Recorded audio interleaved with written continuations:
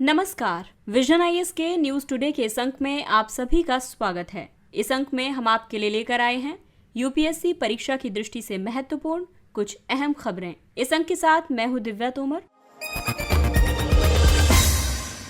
आइए सबसे पहले बात करते हैं इस अंक की खास खबरों के बारे में। G7 सदस्य देशों ने रूस पर प्रतिबंध सहित ऊर्जा और खाद्य सुरक्षा पर सहमति व्यक्त की। भारत और संयुक्त अरब अमीरात ने रणनीतिक साझेदारी को मजबूत करने का संकल्प लिया। इंटरनेट शटडाउन पर संयुक्त राष्ट्र की रिपोर्ट में लोगों के जीवन और मानवाधिकारों पर इसके नाटकीय प्रभाव का विवरण दिया गया। भारतीय कंप्यूटर आपातकालीन प्रतिक्रिया दल ने वर्चुअल प्राइवेट नेटवर्क के लिए नियमों का पालन करने के लिए 3 महीने का और समय दिया। चीन को प्रतिसंतुलित करने के लिए संयुक्त राज्य अमेरिका के नेतृत्व में partners in the blue Pacific पहल आरंभ की गई। एक रिपोर्ट के मुताबिक कृषि खाद्य कंपनियों द्वारा कार्बन तटस्थ बनने के प्रयास असमान रहे हैं।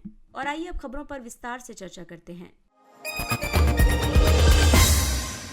G7 सदस्य देशों ने रूस पर प्रतिबंधों सहित ऊर्जा और खाद्य सुरक्षा पर सहमति व्यक्त की। शिखर सम्मेलन के अंतिम दिन G7 ने कई प्रमुख परिणामों पर सहमति व्यक्त की है। रूस पर प्रतिबंधों पर G7 में कहा गया कि रूस को उसके आक्रामक युद्ध से लाभ उठाने से रोकने के लिए उपायों की तलाश की जाएगी। इसमें एक निश्चित मूल्य सीमा से ऊपर बेचे जाने वाले रूसी तेल के परिवहन पर प्रतिबंध शामिल है। रूसी असैन्य परमाणु सामग्री और इससे संबंधित वस्तुओं पर निर्भरता कम की जाएगी। रूसी समुद्री कच्चे तेल और पेट्रोलियम उत्पादों के परिवहन को वैश्विक स्तर पर सक्षम बनाने वाली सभी सेवाओं के व्यापक निषेध पर विचार किया जाएगा। वहीं खाद्य सुरक्षा पर G7 शिखर सम्मेलन में कहा गया कि सबसे अधिक अभावग्रस्त लोगों को भुखमरी और कुपोषण से बचाने के लिए अतिरिक्त $4.5 अरब की राशि उपलब्ध कराने की प्रतिबद्धता व्यक्त की गई है। खाद्य और कृषि बाजारों को खुला रखने की प्रतिबद्धता पर कायम रहने की भी घोषणा की गई है। वहीं ऊर्जा क्षेत्र की बात करें तो वैश्विक स्तर पर मूल्य वृद्धि को कम करने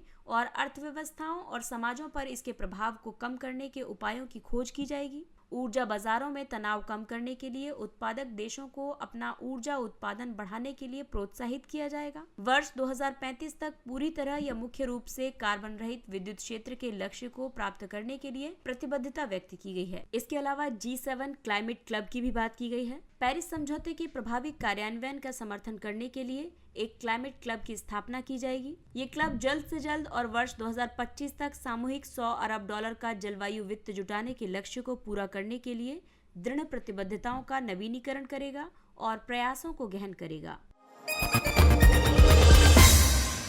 अगली खबर रणनीतिक साझेदारी से संबंधित है। भारत और यूएई ने रणनीतिक साझेदारी को मजबूत करने का संकल्प लिया। भारत के प्रधानमंत्री की संयुक्त अरब अमीरात की यात्रा के दौरान दोनों देशों ने ज्वाइंट विजन स्टेटमेंट में प्रगति की समीक्षा की। ज्वाइंट विजन स्टेटमेंट को वर्चुअल शिखर सम्मेलन के दौरान जारी किया गया था। ज्वाइंट विजन स्टेटमेंट ने दोनों देशों के बीच व्यापक रणनीतिक साझेदारी को मजबूत किया है। साथ ही इसने रक्षा, सुरक्षा, व्यापार और निवेश पर विशेष ध्यान देते हुए सहयोग बढ़ाने के लिए रोड मैप भी तैयार किया है। भारत संयुक्त अरब अमीरात संबंध व्यापार की दृष्टि से देखें तो भारत और यूएई ने व्यापक आर्थिक भागीदारी समझौते पर वर्चुअल शिखर सम्मेलन के दौरान हस्ताक्षर किए थे। ये समझौता आधिकारिक रूप से 1 मई 2022 से प्रभावी हो गया है। सेपा से 5 वर्षों के भीतर द्विपक्षीय वस्तु व्यापार के बढ़कर कुल $100 अरब हो जाने की उम्मीद है। इसी प्रकार द्विपक्षीय सेवा व्यापार के बढ़कर $15 अरब से अधिक हो जाने की अपेक्षा है। ये भारतीय निर्यातकों को संयुक्त अरब अमीरात के माध्यम से पश्चिम एशियाई देशों, अफ्रीका आदि तक पहुंच प्राप्त करने में मदद करेगा। दोनों देशों के बीच रक्षा और सुरक्षा के क्षेत्र में डेजर्ट ईगल जैसे नियमित सैन्य अभ्यासों के माध्यम से क्षेत्र में शांति और सुरक्षा बनाए रखने के लिए समुद्री सहयोग को बढ़ावा दिया जा रहा है। दोनों देश संयुक्त रूप से चरमपंथ और सीमा पार आतंकवाद सहित सभी प्रकार के आतंकवाद से लड़ने के लिए प्रतिबद्धता व्यक्त कर चुके हैं। वहीं जनसंपर्क के लिहाज से देखा जाए तो संयुक्त अरब अमीरात में भारतीय प्रवासियों की संख्या सबसे ज्यादा है, जो कि वर्तमान में 35 लाख है। ये भारत में उच्च विप्रेशन यानी रेमिटेंसेस के रूप में योगदान करते हैं। वर्ष 2019 में ये $17.06 अरब था। वहीं अंतरिक्ष सहयोग के क्षेत्र में भारतीय अंतरिक्ष अनुसंधान संगठन ने संयुक्त अरब अमीरात का पहला नैनो उपग्रह नईफ 1 प्रक्षेपित किया। इंटरनेट शटडाउन पर संयुक्त राष्ट्र की रिपोर्ट में लोगों के जीवन और मानवाधिकारों पर इसके नाटकीय प्रभाव का विवरण दिया गया है। संयुक्त राष्ट्र ने देशों से इंटरनेट शटडाउन लागू करने से बचने का आह्वान किया है। साथ ही संयुक्त राष्ट्र ने इसके गंभीर दुष्परिणामों की चेतावनी भी दी है। संयुक्त राष्ट्र की रिपोर्ट के मुताबिक इंटरनेट शटडाउन के कई प्रभाव हो सकते हैं। सभी क्षेत्रों को इंटरनेट शटडाउन की आर्थिक लागत भुगतनी पड़ सकती है। उदाहरण के लिए ये वित्तीय लेन देन, वाणिज्य और उद्योग को बाधित करता है। ये शैक्षणिक परिणामों को कमजोर करता है, शिक्षा प्रणाली और राजनीतिक वाद विवाद या निर्णय भागीदारी में हस्तक्षेप करता है। इसके अलावा संचार में देरी और बाधाएं स्वास्थ्य देखभाल प्रणाली को भी प्रभावित करती हैं। ये महिलाओं और लड़कियों की जरूरी सहायता और सुरक्षा तक पहुंच को बाधित करता है और इस तरह से ये लैंगिक विभाजन को बढ़ाता है।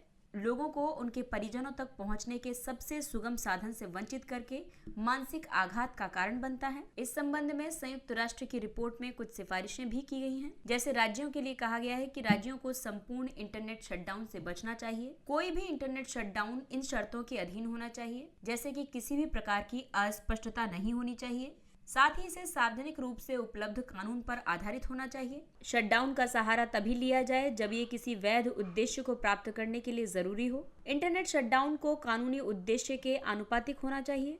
इसके अलावा कंपनियों के लिए जो सिफारिश की गई है उसमें संचार बाधाओं को रोकने और उनका समाधान करने के लिए कार्य करने वाले सभी हितधारकों के साथ जुड़ाव और सहयोग को बेहतर किया जाना चाहिए। विकास एजेंसियों, क्षेत्रीय संगठनों और अंतर्राष्ट्रीय संगठनों के लिए रिपोर्ट में सिफारिश की गई है कि ये सुनिश्चित करें कि इंटरनेट कनेक्टिविटी से संबंधित सहयोग कार्यक्रमों को डिजाइन एवं कार्यान्वित करते समय इंटरनेट शटडाउन के खतरों पर विचार किया जाता है। इसके अलावा सिविल सोसाइटी के लिए रिपोर्ट में ये सिफारिश की गई है कि इंटरनेट शटडाउन को रोकने, जांच करने, अध्ययन करने और प्रतिक्रिया देने के लिए सहयोगात्मक प्रयासों को मजबूत करें। भारत में इंटरनेट शटडाउन संबंधी कई प्रावधान किए गए हैं, जैसे वर्तमान में दूरसंचार सेवाओं का निलंबन, इंटरनेट शटडाउन सहित भारतीय टेलीग्राफ अधिनियम 1885 के तहत अधिसूचित दूरसंचार अस्थायी सेवा निलंबन, लोक आपात या लोक सुरक्षा नियम 2017 द्वारा नियंत्रित है। वर्ष 2017 के नियम लोक आपात स्थिति, जिसमें कि एक बार में 15 दिनों तक शटडाउन किया जा सकता है, इसके आधार पर किसी क्षेत्र में दूरसंचार सेवाओं को अस्थायी रूप से बंद करने का प्रावधान है।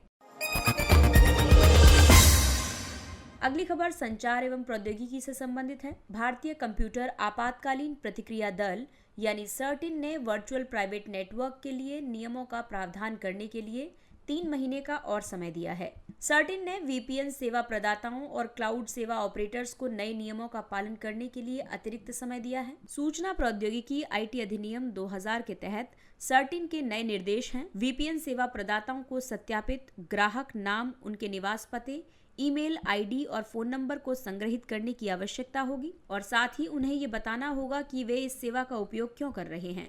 वीपीएन सेवा प्रदाताओं को इंटरनेट प्रोटोकॉल और ईमेल एड्रेस का रिकॉर्ड भी रखना होगा। आईपी और ईमेल एड्रेस का ग्राहक एक पंजीकरण टाइम स्टाम्प के साथ सेवाओं के पंजीकरण के लिए उपयोग करते हैं। वर्चुअल एसेट्स एक्सचेंज और वॉलेट प्रदाताओं को भी अपने ग्राहक को जानों तथा वित्तीय लेन देन पर 5 वर्ष की अवधि के लिए रिकॉर्ड रखना होगा। इंटरनेट सेवा प्रदाताओं, social media platforms, data centres आदि सहित सभी सरकारी और निजी एजेंसियों को साइबर सुरक्षा उल्लंघन की घटनाओं को दर्ज करने के 6 घंटे के भीतर उनकी अनिवार्य रूप से रिपोर्ट करनी होगी। वीपीएन इंटरनेट पर एक डिवाइस से नेटवर्क पर एक एन्क्रिप्टेड कनेक्शन होता है। ये उपयोगकर्ताओं को उनकी browsing history, internet protocol address, भौगोलिक अवस्थिति, उनकी वेब गतिविधियों और उपयोग किए जा रहे उपकरणों को छिपाने में मदद करता है। सर्टिन आईटी अधिनियम 2000 के प्रावधानों के मुताबिक देश में साइबर सुरक्षा के क्षेत्र में अलग अलग कार्यों को करने के लिए राष्ट्रीय एजेंसी के रूप में कार्य करता है। और आइए अब आपको बताते हैं कि वर्चुअल प्राइवेट नेटवर्क कैसे कार्य करता है। वीपीएन के तहत यूजर डिवाइस होती है और उसके जरिए ये वीपीएन ग्राहक तक पहुंचते हैं, जिसे इंटरनेट सेवा प्रदाता प्रदान करता है। ये वीपीएन सर्वर के तहत होते हैं और उसके बाद ये इंटरनेट से जुड़े होते हैं। वहीं वीपीएन अगर नहीं है तो सिर्फ यूजर डिवाइस होगा, इंटरनेट सेवा प्रदाता होगा और इंटरनेट होगा। चीन को प्रतिसंतुलित करने के लिए संयुक्त राज्य अमेरिका के नेतृत्व में partners in the blue Pacific पहल आरंभ की गई। America, Australia, New Zealand, United kingdom और जापान ने partners in the blue Pacific पहल की घोषणा की है। इस पहल को प्रशांत महासागर के द्वीपीय देशों में चीन की आक्रामक पहुंच के विरुद्ध प्रतिक्रिया के रूप में देखा जा रहा है। इससे पहले चीन ने कॉमन डेवलपमेंट विजन नामक एक प्रारूप समझौता जारी किया था। इसमें चीन ने ये मंशा प्रकट की है कि वो प्रशांत देशों के साथ कानून लागू करने में सहयोग का विस्तार करना चाहता है। Partners in the blue Pacific 5 देशों का एक अनौपचारिक तंत्र है। ये प्रशांत द्वीपीय देशों का समर्थन करने और क्षेत्र में राजनयिक और आर्थिक संबंधों को बढ़ावा देने पर केंद्रित है। इसका उद्देश्य निकट सहयोग के माध्यम से प्रशांत क्षेत्र में समृद्धि, लचीलापन और सुरक्षा को बढ़ाना है।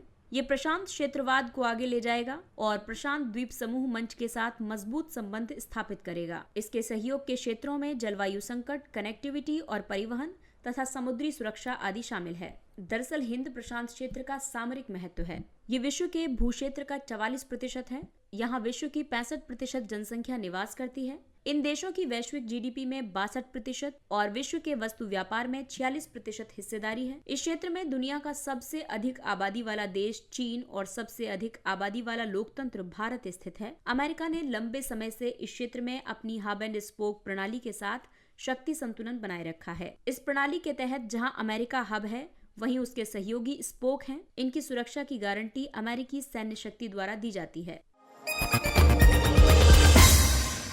अगली खबर कृषि एवं जलवायु परिवर्तन से संबंधित है। एक रिपोर्ट के मुताबिक कृषि खाद्य कंपनियों द्वारा कार्बन तटस्थ बनने के प्रयास असमान रहे हैं। संयुक्त राष्ट्र खाद्य और कृषि संगठन FAO तथा यूरोपीय bank for reconstruction and development यानी EBRD ने investing in carbon neutrality, utopia and the new green wave इस शीर्षक से रिपोर्ट जारी की है। ये रिपोर्ट कृषि खाद्य प्रणालियों को कार्बन मुक्त करने पर एक व्यापक विवरण प्रदान करती है। शुद्ध शून्य CO2 उत्सर्जन तब प्राप्त होता है जब एक निर्धारित अवधि में मानव जनित CO2 निपटान द्वारा विश्व स्तर पर संतुलित किया जाता है। शुद्ध शून्य CO2 उत्सर्जन को कार्बन तटस्थता भी कहा जाता है। वैश्विक कृषि खाद्य प्रणालियां जलवायु परिवर्तन का कारण और पीड़ित दोनों हैं। इसका कारण यह है कि कृषि खाद्य प्रणाली का उत्सर्जन कुल मानव जनित ग्रीन हाउस गैस उत्सर्जन का 21 से 37% है और पीड़ित इसलिए हैं क्योंकि बढ़ते तापमान, बदलते वर्षा पैटर्न और आपूर्ति श्रृंखला में बाधाएं खाद्य उत्पादन को प्रभावित करते हैं, साथ ही भुखमरी को समाप्त करने के वैश्विक प्रयासों को कमजोर भी करते हैं। ये रिपोर्ट 5 कार्य क्षेत्रों की पहचान करती है। इनका उपयोग अलग अलग हितधारक हरित कृषि खाद्य प्रणालियों को अपनाने में तेजी लाने के लिए कर सकते हैं। रणनीतिक रूप से कार्बन तटस्थता को लक्षित करने के लिए सरकार विकार्बनीकरण नीतियों और रणनीतियों को विकसित कर सकती है। उदाहरण के लिए राष्ट्रीय स्तर पर निर्धारित योगदान, साधनों और पद्धतियों में सुधार और मानकीकरण। इसके तहत कार्बन लेखांकन के लिए डेटाबेस और मानकों को सरल तथा सुसंगत बनाकर ऐसा किया जा सकता है। साथ ही मजबूत अभिशासन तंत्र को बढ़ावा देना। इसके जरिए निम्न कार्बन निवेश और निजी क्षेत्र के अनुपालन का मार्गदर्शन करने के लिए ये जरूरी है। साथ ही विकार्बनीकरण के लिए सीधे कंपनियों और किसानों का समर्थन करना चाहिए। कार्बन तटस्थता पर लोगों को शिक्षित करना और उनसे संवाद करना चाहिए। कार्बन तटस्थता या शुद्ध शून्य CO2 उत्सर्जन ये केवल कार्बन उत्सर्जन से संबंधित है। कार्बन तटस्थता प्राप्त करने का मतलब है कि जितना संभव हो उतने कार्बन डाइऑक्साइड उत्सर्जन को कम करना और उसके बाद उस मात्रा को संतुलित करना जिन्हें निपटान के माध्यम से समाप्त नहीं किया जा सकता है। शुद्ध शून्य उत्सर्जन की बात करें तो ये वायुमंडल से अतिरिक्त ग्रीन हाउस गैस को हटाने के बाद शून्य ग्रीन हाउस गैस का लक्ष्य प्राप्त करने में किसी भी कमी को पूरा करने के लिए स्वयं के उत्सर्जन से संबंधित गतिविधियों में कमी की जा सकती है। ये पेरिस समझौते में उल्लिखित लक्ष्यों के अनुरूप है। इसके अलावा जलवायु तटस्थता की बात करें तो इसके अनुसार एक संगठन के कारण होने वाले अन्य सभी नकारात्मक पर्यावरणीय प्रभावों को समाप्त करते हुए सभी ग्रीन हाउस गैसों को शून्य तक कम करना है। आइए अब बात करते हैं कुछ अन्य महत्वपूर्ण सुर्खियों के बारे में। यूरोपीय आयोग। भारतीय प्रधानमंत्री ने G7 शिखर सम्मेलन से अलग यूरोपीय आयोग के अध्यक्ष से भेंट की। यूरोपीय आयोग यूरोपीय संघ की राजनीतिक रूप से स्वतंत्र कार्यकारी शाखा है। ये अकेले नए यूरोपीय कानून के प्रस्तावों को तैयार करने के लिए उत्तरदायी है। साथ ही ये यूरोपीय संसद और यूरोपीय संघ की परिषद के निर्णयों को भी कार्यान्वित करता है। यूरोपीय संघ के अन्य प्रमुख संस्थान हैं यूरोपीय परिषद। ये प्रत्येक यूरोपीय संघ के देश के राष्ट्रीय अध्यक्षों या सरकार प्रमुखों को एक साथ लाती है। ये यूरोपीय संघ की राजनीतिक दिशा पर निर्णय लेती है। इसके अलावा यूरोपीय संसद ये यूरोपीय संघ का प्रत्यक्ष रूप से निर्वाचित निकाय है।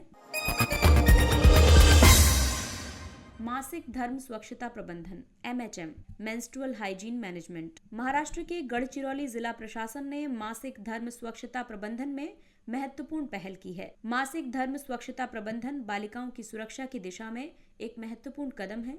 ये बालिकाओं की गरिमा की रक्षा करते हुए और उन्हें अपने सपनों को साकार करने के लिए अवसरों से परिपूर्ण जीवन प्रदान करने पर केंद्रित है। ये एक लैंगिक रूप से संतुलित विश्व की अवधारणा पर लक्षित है। इसे सरकार के एक प्रमुख कार्यक्रम स्वच्छ भारत मिशन ग्रामीण में एक महत्वपूर्ण घटक के रूप में शामिल किया गया है। स्वच्छ भारत मिशन ग्रामीण कार्यक्रम के तहत MHM पर जागरूकता और कौशल विकास के लिए वित्त उपलब्ध कराया जाता है। गोइंग ऑनलाइन एज लीडर्स कार्यक्रम। हाल ही में जनजातीय कार्य मंत्रालय ने गोल कार्यक्रम के दूसरे चरण का शुभारंभ किया। गोल कार्यक्रम जनजातीय कार्य मंत्रालय और फेसबुक इंडिया की संयुक्त पहल है। इसका लक्ष्य डिजिटल मोड के माध्यम से जनजातीय युवाओं को मार्गदर्शन प्रदान करना है। इसका उद्देश्य जनजातीय समुदायों के 10 लाख युवाओं को डिजिटल रूप से सक्षम बनाना और डिजिटल प्रौद्योगिकी का उपयोग करके उनके लिए अवसर खोलना है। ये स्वयं सहायता समूहों और भारतीय जनजातीय सहकारी विपणन विकास परिसंघ यानी ट्राइबफेड से जुड़े परिवारों के लिए उनके उत्पादों की वैश्विक स्तर पर पहुंच बनाने के लिए एक मंच तैयार करेगा।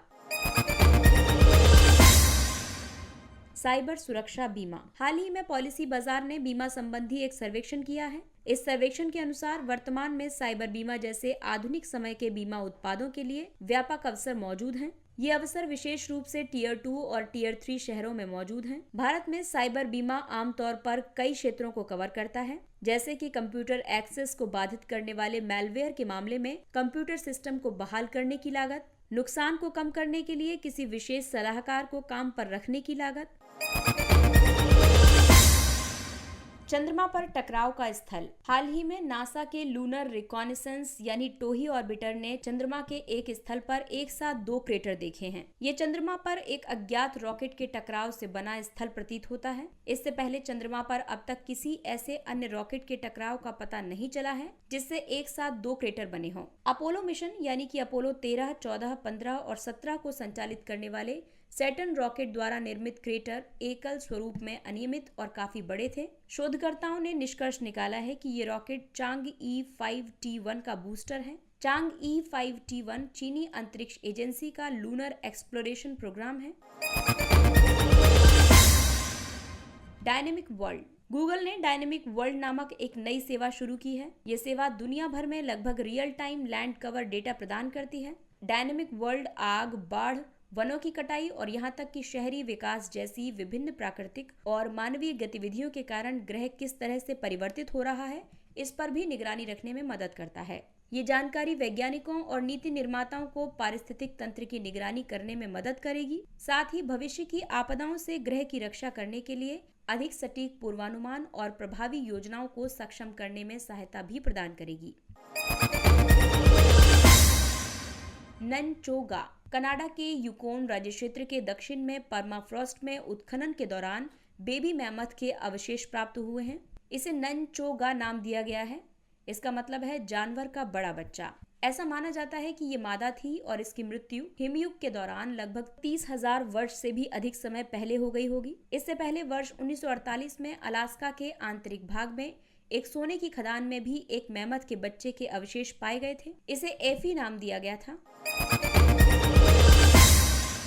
रिम ऑफ द पैसिफिक अभ्यास 2022। रिमपैक दुनिया का सबसे बड़ा नौसैनिक युद्धाभ्यास है। इसमें 4 क्वाड देशों सहित दक्षिण चीन सागर के आसपास के देश भी भाग लेते हैं। रिमपैक 2022 का नेतृत्व अमेरिकी नौसेना कर रही है। भारत सहित 27 देश इस बहुआयामी अभ्यास के वर्तमान संस्करण में भाग ले रहे हैं।